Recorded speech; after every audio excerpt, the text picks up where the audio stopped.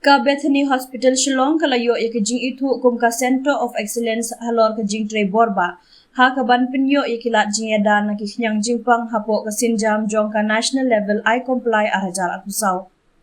Kani ke jingithuh kalabu ya ka Bethany hapedeng ke kenhun ki jaka sumar balajit kerpang hakari India ki bala IT ban kentiu halor ke jingshngain jong ki nongpang bat ka jingpen pha bat kentiu ya kilat jing sumar.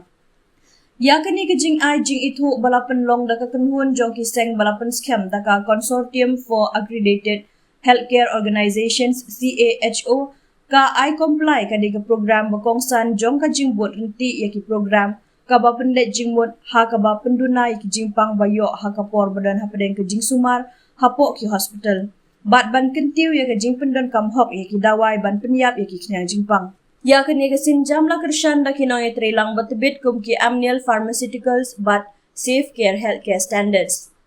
Nalor ka kerdan jong ka Center of Excellence ka Bethany Hospital kalayo ru ya ka khusnam second runner up bronze na ka bynta ka Than East Zone ka bapen pau ya ka jimbut renti ya ki kendon jong ka ri ha ka jing tibet hakilat ajing sumar. Hapo kren halor ka ni ka jing yo pediang ya ka ni ka jing itu u doktor kentiu langsan mit nong aikthien ka Bethany Hospital ulaong. Kadi ke jing yo jing itu kadi ke klipmat ka bakamen na kebenta ka Bethany Hospital bat ka imlang sa lang baro ka we ka bangi syakri. Kani ka penskhem ya ka jing kular ka jongi ban penbiang ya kilat jing sumar ki bapaka ki bashingan bat ba ai mensim yang ngi ban pai kmat shu syaki kerdan ki bakham shalor.